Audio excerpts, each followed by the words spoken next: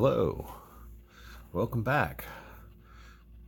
Here's the build. Here's the car for the big build of the month, the International Co-op build off of muscle cars. If you enjoyed our construction vehicles last month, you'll really enjoy our luxury cars this month. We have a whole lot of good builders and modelers from all over the world, as we do always. We have great skills, and this one here is mine. When you get done watching mine, go over and to all the other channels, and I'll have them listed at the end of the video. As you can see, this one here is a Hot Wheels Redline from 1969, their second year in production. It's the Rolls-Royce Silver Shadow. I've had this one for a while. I got it from one of my regular sponsors in a local toy shop called the Toy Exchange in Maryland. If you look them up online, if there's something special that you are looking for, the Toy Exchange has it. Everything from the 50s, 60s, 70s, 80s, 90s, whether it's Diecast, Star Wars, anything you can think of, slot cars, model trains, they have it. So it's like walking in a time capsule, and it's a lot of fun. I've become good friends with them. So check them out online at the Toy Exchange in Mount Airy, Maryland. But as far as this one goes, this is one of the ones that I received from them, or that I should say I purchased from them. As you can see, it's on the passenger side. It has a fair amount of corrosion, and underneath the hood you can see that it has a fair amount as well. Considering that this is not going to be a Spectre Flame paint job, we're doing a restoration customization. I say it's going to be still be silver, so we will try to get it as close as possible to original. See, as we see, we got some red on the taillights, which we'll put back, and we'll just give this whole thing a nice dip in the lime away, including the body after I strip it. And all the parts are here, which is very thankfully. I got replacement wheels, and as you can see, the windshield has fell down into the front between the dash and the cowl panel. So, but there appears to be no cracks, and it seems to be in good shape. So everything should be, hopefully, knock on wood, pretty straightforward on this one. Well, I even see a little bit of orange on the passenger side front here, right there, for the marker lights. So I'll have to look at some pictures and make sure I don't miss any details. So without further ado, let's go ahead and take this baby apart. Okay, and we're back with our bits and pieces of our Rolls-Royce. Everything looks really well. I'm not half wondering if some kid maybe was playing with this thing and spilled it, dropped it in, or spilled it and spilled milk on it or something at one point in time. I don't know whether maybe it started out as corrosion or what, but it's not that bad. And since we're not doing a Spectre Flame paint on this, it won't be bad at all. But we're still going to strip this thing down and put it in a lime away for 4 minutes along with the base to give it a nice clean surface. And like I say, as always, I drilled these out, and I used the smaller size tappet set screws that I get from the Redline shop. They take the same Allen driver, but they're just a little bit smaller, since a post on a Redline is substantially smaller than hence a Matchbox, if you can see the difference there. They actually just give it a cleaner fit and finish, and John at the Redline shop can hook you up with those tools, including the correct size drill bits and all that. Just makes it easier. I mean, I'm sure you can get it elsewhere, but for me, it's just easy. One-stop shop, bam, you're done. So, got those. That's all ready to go in the stripper. The base, these things always clean up good most of the time, and I can really throw this on my bench buffer there to get this thing to look like chrome on at least on the front and the back. It'll really pop because, as you know, on a Rolls-Royce, that's the most popular part right there, is the grill. So we got to make that really pop. Wheels and axles, they weren't that bad. They're not the greatest, but I mean they're pretty tight. And what they back in these days, they had 3 different types of wheels that I can think of. Actually, as far, I think it was 2. Yeah, 2. In the early years, they had the push-on type where they had a nylon bushing. Let me get my pointer here. Right there. And then these had these other ones, which are capped wheels, which these are, which had which were pushed on from right here. It's just a little cap, and I'll take one of these off for you to show you how you do that. All you need is an X-Acto knife, and what you do is just take it out like that, and right in between here and here, the raised edge, there's a little cracked air comes on, and you just easily slip that down in there and just give it a pop, and she comes right off. You can see it had the little nylon pin on the end, and this is the cap wheel. I get on most of my wheels from this place right here, Right Vision. I get them off of eBay. They're just as nice as any of them that I can get. You can either get them from here, or you can get them from John at the Redline shop. I've been doing these for quite a while because they're just as nice, and I can get a lot more in bulk. But for this model, like I say, these are, they got the chrome wore off of them, but I had these that I got somewhere, which are damn near mint originals. I might just put a little bit of touch of silver on that top of the post there, where the center, but the red lines are all good. These look like they've never been played with very much, and so we're just going to use these because these are damn near perfect. And the interior is nice and clean. Just wash it up, soap and water, self-explanatory. And you can see, I don't know, when I was looking at this, kind of looks like milk or something on there.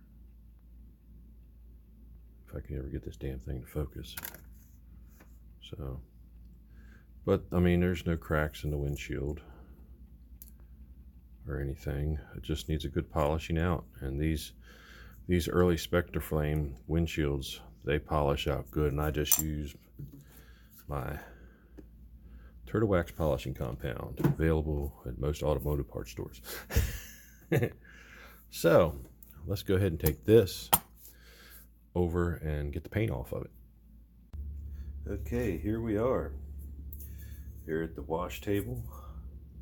I got my super long tweezers here. I'm going to give it a good dunk in the pickle jar here full of paint stripper. Make sure we got everything. Give it a good shake. Get the excess off. Set it right here in all its gooey glory, and watch the magic. It should just fall right off. You can already see it lifting. If Usually these Redline paint jobs, especially the Spectre Flame, usually take only a minute for everything to come off. And as you can see, it's already working its magic.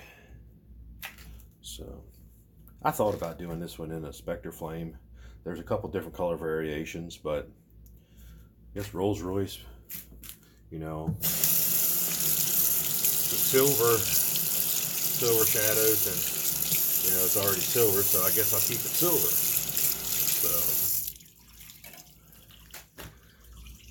So, and like I say, it's the only one I have, so we'll just put it back to original. So like you see here, the paint's already lifted up. Let's see what we got here. Got our trusty bristle brush here that we got from Harbor Freight store. If you have a Harbor Freight store next or close to you, go visit it. They're $1 a piece and they work wonders. Plus there's a lot of other cool stuff. I got the drill press there for resetting Redline, plus other jobs of course. But we've mostly used it for Redlines here lately. Like I say, a lot of the stuff, unless you're a mechanic or something, or doing this for a living, a lot of that stuff that you're only going to use is, you know, being a hairy homeowner, doing this stuff on the side like I do. You know, a lot of that stuff you can get away with getting the cheaper stuff and saving money. So you don't have to go out and get the best of everything to get started. Keep it simple and put the money where it counts, like within paint and prep work and prepping supplies. And get yourself good with the airbrush, or at least halfway decent. You know, that's the best skill. Prepping and your painting skills. Fortunately, I have a lot of years worked with real paint guns and airbrushes, so I've done a lot of paint work over the years. So it's really paying off, or really helping out with this. Alrighty. Clean as a whistle. I'll meet you back over at the work. Okay, we're back from the lime away bath, 4 minutes, and we got most everything off of here, and it left this kind of weird white spots on either side, which will buff out, which will wire wheel out, and casting's in pretty good shape. But I wonder if it was from a little kid holding maybe had something on his hands like food grease or something, kind of pushing his car along, playing with it as a young child. I mean, or maybe sweat or something, you know. I mean, because it's just like where a kid would hold a car to play with. So that's what I'm guessing. Kind of neat how you see that. But we're going to wire wheel this up and maybe do a little bit of a wet sand prep on this, just to make it look really, really good. Clean underneath the hood. Look, it's got an elephant under the hood. At least it looks like an elephant. Hey, have you ever seen an elephant's trunk? Just kidding. But anyways, yeah, we'll clean up underneath this hood. The base came out beautiful. So we'll clean that up really, really nice. And we'll be back and get this thing ready for some paint. Okay, here we have our Rolls-Royce Silver Shadow, ready, prepped and ready for priming and sealer or paint, whatever I decide to do here. Did a little bit of sanding, a little bit of steel wool on it, and it came out looking really swell. So that said, I've looked through all my colors and I come up with this Wicked Colors. Since it was a silver originally, I have this Wicked Colors, Wicked Silver, and you shoot that over a black base, which I'm going to try this Res black primer sealer, and then shoot this over it to see if that will give me the effect I want, because usually you shoot these over a black. Sometimes you can shoot them over a white, but it takes a lot more to cover it, but the black works out better. So we're going to try that first and see if that's the effect I'm looking for. So she's all cleaned up and ready to go, so let's go over to the paint booth. Okay, here we are at the paint booth. I've got my Timeriders water-based acrylic polyurethane Easy App surface primer in black. I'm going to give this thing a shot. Have I opened this yet? No, I have not. So, give this a try, see how it works. It says you don't have to shoot it straight from the can. So we're going to give it a shot here. So all set here. Here we go.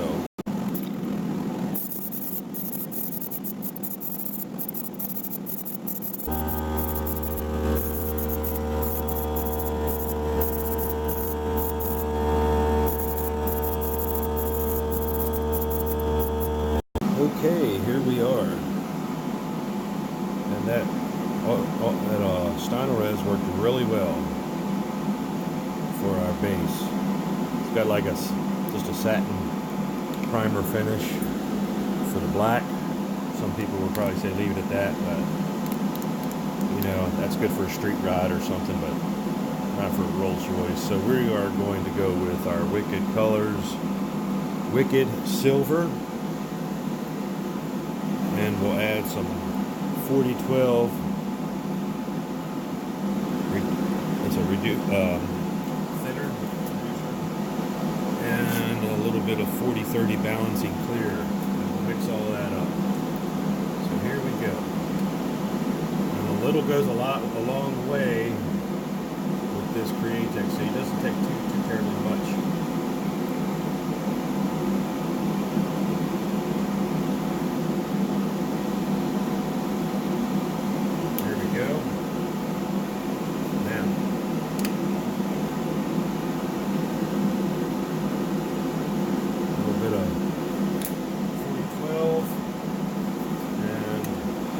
Balancing clear.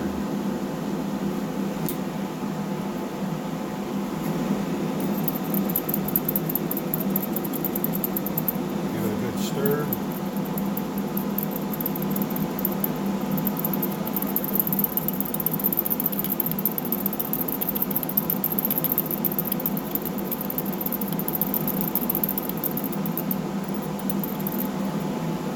And we are ready for paint.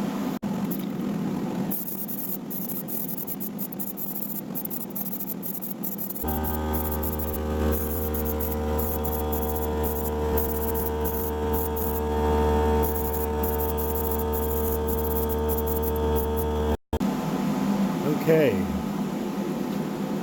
I'm not really happy with that. It's a little bit too dark of a silver, so I'm going to try it over the white primer, the white sealer primer. And we got to get something to hold this damn hood down. So I'm going to start over. Okay, here we are for round 2. Got my white Timeriders primer sealer. Let's see what that does. Stuff's pretty cool though. You put it straight, no thinning, no fuss, no muss, and when you get done you can put it right back in there, so you don't waste anything. So here we go again.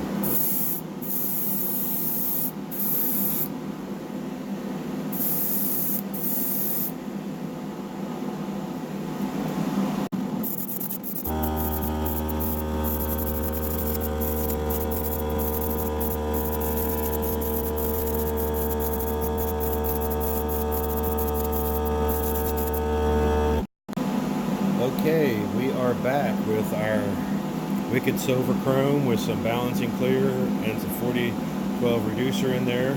So we are set to paint. So let's try this again.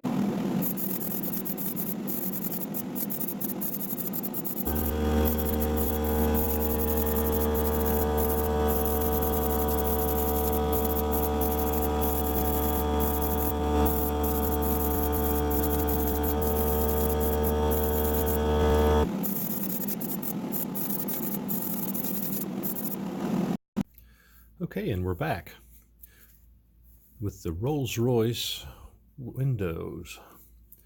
I gave them a good polish with my Dremel tool and the cloth wheel, and they came out beautiful.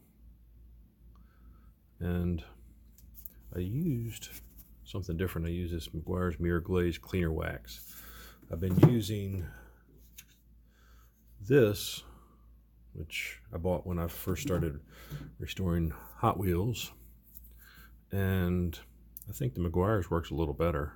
I guess they're at 6 1/2 dozen the other. They're all about the same. I probably could go ahead and get away with just putting this window in here without doing it, but I always like to give them a nice dip coating and mop and glow, and they just dry really, really nice. I mean, everybody's got different brands of floor polish. They all work about the same, and like I say, it'll just really just makes them pop. And we'll just soak off the excess and just let it dry underneath this cover. So that should be the last thing in the step. Here we are with all our bits and pieces to our Rolls-Royce. Got our grill here, all nice and polished, and the base polished and cleaned up. Gave it a nice bath. Got all the not reproduction, these are new old stock wheels that I had. So, and they look real nice on there. Got a color that as close as I could get to an original color on it. Nice and shiny. Got the window all dipped in mop and glow, polished, and we have our interior nice and clean. So I'm going to put this together and then we'll see our reveal. So stay. Note to self: do not drop your die cast during assembly 2 days before your reveal. Otherwise you'll be painting it again just like I am for the 3rd time. Just a little tip there.